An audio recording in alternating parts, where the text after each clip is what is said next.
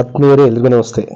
ಶಾಲಾ ಗ್ರಂಥಾಲಯದ ಪುಸ್ತಕ ಖರೀದಿಗೆ ಇಲಾಖೆಯಿಂದ ಬಂದಂಥ ಅನುದಾನ ಬಳಕೆಗೆ ಸಂಬಂಧಪಟ್ಟಂತೆ ಬಳಕೆ ಪ್ರಮಾಣ ಪತ್ರವನ್ನು ವಿದ್ಯಾವಾಹಿನಿ ವೆಬ್ ಪೋರ್ಟಲ್ನಲ್ಲಿ ಅಪ್ಲೋಡ್ ಮಾಡಿ ಅಂತ ಇಲಾಖೆಯಿಂದ ಒಂದು ನಿರ್ದೇಶನವನ್ನು ಮಾಡಿದ್ದಾರೆ.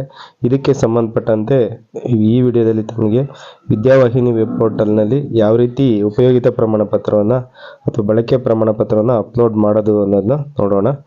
ಆ ಒಂದು ಕ್ರೋಮ್ ಬ್ರೌಸರ್ನ ಯೂಸ್ ಮಾಡ್ತೀನಿ.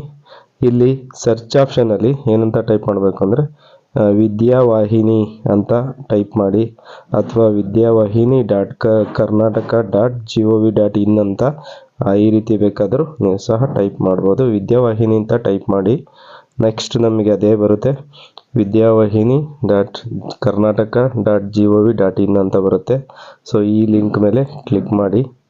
ನೆಕ್ಸ್ಟ್ ನಮಗೆ ಇದು ಸಮಗ್ರ ಶಿಕ್ಷಣ ಕರ್ನಾಟಕದ ಈ ರೀತಿ ವಿದ್ಯಾವಾಹಿನಿ ಬರುತ್ತೆ. ಇಲ್ಲಿ ಮೇಲೆ ಸ್ಕ್ರಾಲ್ ಮಾಡಿ, ಇಲ್ಲಿ ಡಿಪಾರ್ಟ್ಮೆಂಟ್ ಯೂಸರ್ ಅಂತ ಕೊಟ್ಟರೆ user I D DISE number ಆಗಿರುತ್ತೆ, ಅಂದರೆ HM ಅಂತ ಸ್ಮಾಲ್ ಲೆಟರ್ ಕೊಟ್ಟು ಡೈಸ್ ನಂಬರ್ ಆಗಿರುತ್ತೆ. ಪಾಸ್ವರ್ಡು ನಾವೊಂದು A1 ಅಂತ ಕೊಡಬೇಕು, ಸ್ಮಾಲ್ ಲೆಟರ್ A1 ಅಂತ. ಈ ಹಿಂದೆ ಲಾಗಿನ್ ಆಗಿದ್ದೀವಿ ತುಂಬ ಸಲ, ಅಲ್ಲಿ ನಮಗೆ ಶೋ ಮಾಡ್ಕೊಂಡಿದ್ರೆ ಸೇಮ್ ಅದೇ ಬರುತ್ತೆ. ಸೊ ನಂತರ ಈ ಕ್ಯಾಪ್ಚನ ಕೊಟ್ಟು ಸೇಮ್ ಟು ಸೇಮ್ ಕೊಟ್ಟು ಸಬ್ಮಿಟನ್ನು ಕೊಡಬೇಕು. ಇಲ್ಲಿ ಯೂಸರ್ ಐ ಡಿ ಈ ರೀತಿ HM ಅಂತ ಸ್ಮಾಲ್ ಲೆಟರ್ ಜೊತೆಗೆ ಡೈಸ್ ನಂಬರ್ನ ಕೊಡಬೇಕು. ಪಾಸ್ವರ್ಡ್ ಆಗಲಿ ಹೇಳಿದ್ನಲ್ಲ, A1 ಅಂತ ಕೊಡಬೇಕು, ಸ್ಮಾಲ್ ಲೆಟರ್ A1 ಅಂತ. ಕ್ಯಾಪ್ಚಾ ಇರೋದನ್ನ ಕೊಟ್ಟು ಸಬ್ಮಿಟನ್ನು ಕೊಡಬೇಕು. ಇನ್ ಕೇಸ್ ಏನಾರ ಇದು ತಗೊಳ್ಳಿಲ್ಲ ಅಂತ ಅಂದರೆ ಇಲ್ಲಿ ಏನು ಮಾಡಿ, ಫರ್ಗೆಟ್ ಪಾಸ್ವರ್ಡನ್ನು ಕೊಡಿ. ಫರ್ಗೆಟ್ ಪಾಸ್ವರ್ಡ್ ಕೊಟ್ಟ ಮೇಲೆ ಇಲ್ಲಿ ಈ ರೀತಿಯಾಗಿ ಕೇಳುತ್ತೆ, ಎಂಟರ್ ಯೂಸರ್ ಐ ಡಿ ಅಂತ. ಅದೇ ಯೂಸರ್ ಐ ಡಿ ಅಂದರೆ HM ಡೈಸ್ ನಂಬರ್ನ ಕೊಡಿ, ಅನಂತರ ಸಬ್ಮಿಟನ್ನು ಕೊಡಿ. ಸಬ್ಮಿಟ್ ಕೊಟ್ಟ ನಂತರ ನಮಗೆ ಈ ರೀತಿ ಒಂದು ಮೆಸೇಜ್ ಬರುತ್ತೆ ನಮಗೆ, ಅಂದರೆ ರಿಜಿಸ್ಟರ್ಡ್ ಮೇಲ್ ಐ ಡಿ ಮತ್ತು ಮೊಬೈಲ್ ನಂಬರ್ ಎಂಡಿಂಗ್ ವಿತ್ ಈ ನಂಬರ್ಗೆ ಅದು ಪಾಸ್ವರ್ಡ್ ಹೋಗಿದೆ ಅಂತ ಹೋಗಿದೆ. ಏನಂದರೆ ಪಾಸ್ವರ್ಡು ಈ ರೀತಿಯಾಗಿ ಬರುತ್ತೆ. ಪಾಸ್ವರ್ಡು ವಿದ್ಯಾವಾಹಿನಿಯಿಂದ ಈ ರೀತಿಯಾಗಿ ಪಾಸ್ವರ್ಡು ಇಲ್ಲಿ ಅದೇ A1 ಬರುತ್ತೆ ಆಲ್ಮೋಸ್ಟು. ಪಾಸ್ವರ್ಡ್ ಬಂದಮೇಲೆ ಈ ರೀತಿಯಾಗಿ ಮತ್ತೆ ಎಂಟ್ರಿ ಮಾಡಿಬಿಟ್ಟು ಸಬ್ಮಿಟನ್ನು ಕೊಡ್ತಕ್ಕಂಥದ್ದು. ಸಬ್ಮಿಟ್ ಕೊಟ್ಟ ಮೇಲೆ ನಮಗೆ ಹಿಂಗೆ ಮಾಡ್ಯೂಲ್ಸ್ ಅಂತ ಬರುತ್ತೆ. ಇಲ್ಲಿ ಅನೇಕ ಮಾಡ್ಯೂಲ್ಸ್ ಇದ್ದಾವೆ. ಮೇಲೆ ಸ್ಕ್ರಾಲ್ ಮಾಡಿ, ಇಲ್ಲಿ ಲಾಸ್ಟಲ್ಲಿ ಒಂದು ಆಪ್ಷನ್ ಕೊಟ್ಟಿದ್ದಾರೆ, ಇದು ಶಾಲಾ ಗ್ರಂಥಾಲಯಕ್ಕೆ ಪುಸ್ತಕಗಳ ಖರೀದಿ ಅಂತ ಕೊಟ್ಟಿದ್ದಾರೆ. ಸೊ ಇದ್ರ ಮೇಲೆ ಕ್ಲಿಕ್ ಮಾಡಿ. ನೆಕ್ಸ್ಟ್ ನಮಗೆ ಈ ರೀತಿಯಾಗಿ ಲಾಗಿನ್ ಆದ ನಂತರ ಈ ರೀತಿ ಪೇಜ್ ಬರುತ್ತೆ. ಇಲ್ಲಿ ಸಮಗ್ರ ಶಿಕ್ಷಣ ಕರ್ನಾಟಕ ಅಂತ ಇದೆ, ಆನಂತರ ಇಲ್ಲಿ ಗ್ರಂಥಾಲಯಕ್ಕೆ ಪುಸ್ತಕಗಳ ಖರೀದಿ ಅಂತ ಇದೆ. ಇಲ್ಲಿ ಎಲ್ಲಿ ಹೋಗ್ಬೇಕು ಫಸ್ಟು ಅಂತ ಅಂದರೆ ಈ ಆಪ್ಷನಲ್ಲಿ ಹೋಗಬೇಕು. ಇಲ್ಲಿ 3 ಅಡ್ಡಗೆರೆ ಇರ್ತಕ್ಕಂಥ ಚೆಕ್ ಬಾಕ್ಸ್ ಮೇಲೆ ಕ್ಲಿಕ್ ಮಾಡಿ. ಇಲ್ಲಿ ಯಾವ ಆಪ್ಷನ್ನ ತೆಗೆದುಕೋಬೇಕು ನೆಕ್ಸ್ಟ್ ಅಂದರೆ SSK PAP ಅನುಮೋದಿತ ಗ್ರಂಥಾಲಯ ಪುಸ್ತಕಗಳ ಖರೀದಿ ವಿವರ ಅಂತ ಏನಿದೆ ಇದ್ರ ಮೇಲೆ ಕ್ಲಿಕ್ ಮಾಡಬೇಕು. ಇದ್ರ ಮೇಲೆ ಕ್ಲಿಕ್ ಮಾಡಿದ ಮೇಲೆ ನಮಗೆ ಮತ್ತೆರಡು ಆಪ್ಷನ್ ಬರ್ತವೆ. ಇದರಲ್ಲಿ ಮೊದಲನೇ ಆಪ್ಷನ್ ಇದೆಯಲ್ಲ 2024 SSK PABಗೆ ಸಂಬಂಧಿಸಿದ ಅಂತ ಐತಲ್ಲ, ಈ ಆಪ್ಷನ್ ಮೇಲೆ ಕ್ಲಿಕ್ ಮಾಡಿ. ಕ್ಲಿಕ್ ಮಾಡಿದ ನಂತರ ನಮಗೆ ಈ ರೀತಿಯಾಗಿ ಬರುತ್ತೆ. ಇಲ್ಲಿ ಕರೆಕ್ಟಾಗಿ ಕ್ಲಿಕ್ ಮಾಡಿದ್ದೀವಿ, ಅದನ್ನು ಇದೇ ಆಪ್ಷನ್ನ ಕರೆಕ್ಟ್ ಕ್ಲಿಕ್ ಮಾಡಿದ್ದೀವಿ ನೋಡಿ, ಓಕೆ ಸರಿ ಇದೆ. ನಂತರ ಇಲ್ಲಿ ಈ ರೀತಿಯಾಗಿ ಟೋಟಲಿ ಮಾಹಿತಿನ ಫಿಲ್ ಮಾಡೋವಂಥದ್ದು ಪ್ರಶ್ನೆಗಳು ಇದೆ. ಈ ಕಡೆ ಪ್ರಶ್ನೆಗಳು, ಈ ಕಡೆ ವಿವರವನ್ನು ಕೊಡಬೇಕು, ಮತ್ತು ಬಳಕೆ ಪ್ರಮಾಣ ಪತ್ರವನ್ನು ಇಲ್ಲಿ ಅಪ್ಲೋಡನ್ನು ಮಾಡಬೇಕು. ಹೇಗೆ ಅಂತ ನೋಡೋಣ.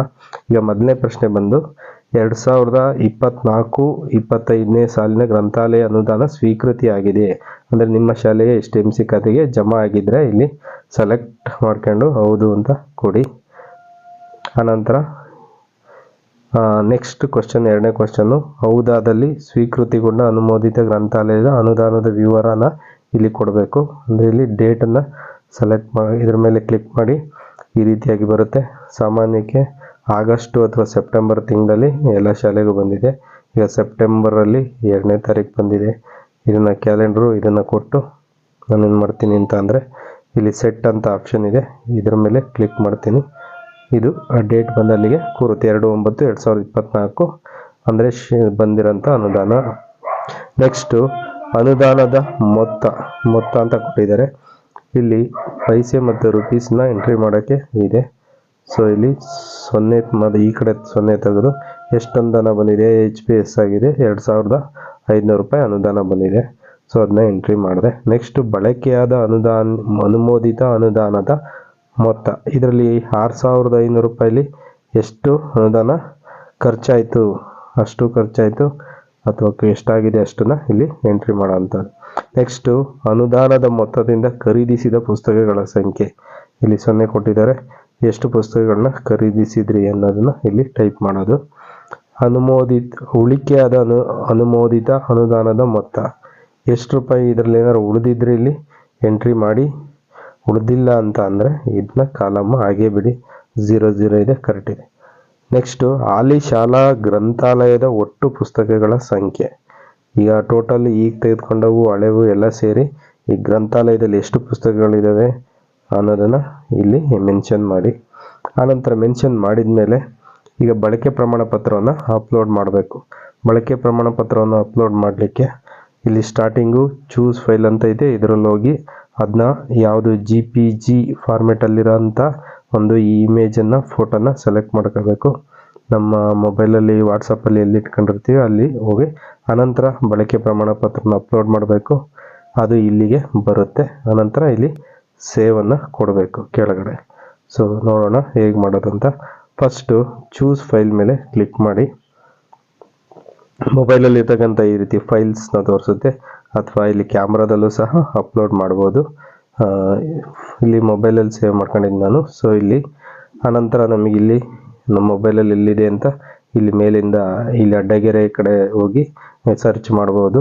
ನನಗೆ ಆ ಫೈಲು ಇಲ್ಲಿ ಎಲ್ಲಿದೆ, ಇಲ್ಲಿ ಇದೆ. ಸೊ ಇದನ್ನ ಮೇಲೆ ಕ್ಲಿಕ್ ಮಾಡ್ತೀನಿ. ಕ್ಲಿಕ್ ಮಾಡಿದ್ಮೇಲೆ ನಮಗೆ ಇಲ್ಲಿ ಬರುತ್ತೆ. ಈ ಫೈಲು JPG ಫಾರ್ಮೆಟಲ್ಲೇ ಇದೆಯಾ ಅಂತ ಇಲ್ಲಿ ನೋಡ್ಕೋಬೋದು. ಇಲ್ಲಿ JPG ಅಂತ ಇದೆ. ಸೊ ಬಂದಮೇಲೆ ಇಲ್ಲಿ ಏನು ಮಾಡಿ, ಬಳಕೆ ಪ್ರಮಾಣ ಪತ್ರವನ್ನು ಅಪ್ಲೋಡ್ ಮಾಡಿ ಇದ್ರ ಮೇಲೆ ಕ್ಲಿಕ್ ಮಾಡಿ. ಕ್ಲಿಕ್ ಮಾಡಿದ ನಂತರ ನಮಗೆ ಮತ್ತೆ ಹಿಂಗೆ ಮೇಲಕ್ಕೆ ಹೋಗುತ್ತೆ. ಇನ್ನು ಸ್ಕ್ರಾಲ್ ಮಾಡ್ಕೊಂಡು ಕೆಳಗೆ ತಗೊಳ್ಳಿ.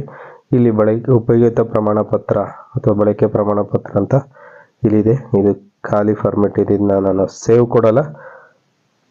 ಇಲ್ಲಿ ಏನೊಂದು ಮಾಹಿತಿನ ಇದೆ ಅಂದರೆ ಗ್ರಂಥಾಲಯ ಅನುದಾನ ಅಂತ ಇದೆ. ಎಷ್ಟು ಬಂತು, ಎಷ್ಟು ಖರ್ಚಾಯಿತು, ಎಷ್ಟು ಉಳಿತು, ಇದರ ಒಂದು ಹೆಚ್ಚು ದೃಢೀಕರಣ, ಮುಖ್ಯ ಶಿಕ್ಷಕರ ಸಹಿ ಮತ್ತು ಮೊಹರು, ಸ್ಥಳ ಮತ್ತು ದಿನಾಂಕವನ್ನು ಮೆನ್ಷನ್ ಮಾಡಿ ಇಲ್ಲಿಗೆ ಅಪ್ಲೋಡ್ ಮಾಡಿದ ನಂತರ ಲಾಸ್ಟಿಗೆ ಇಲ್ಲಿ ಏನು ಮಾಡಬೇಕು ಅಂದ್ರೆ ನಾವು ಸೇವ್ ಆಪ್ಷನ್ ಇದೆ, ಸೇವನ್ನು ಕೊಡಬೇಕು. ಇಲ್ಲಿ ಕೆಳಗಡೆ ಸೇವ್ ಅಂತ ಕೊಟ್ಟಿದ್ದಾರೆ. ಈ ಸೇವನ್ನು ಕೊಟ್ಟರೆ ಇದರ ಕೆಲಸ ಮುಗಿಯುತ್ತೆ. ಸೇವ್ ಸಕ್ಸಸ್ಫುಲಿ ಅಂತ ಬರುತ್ತೆ.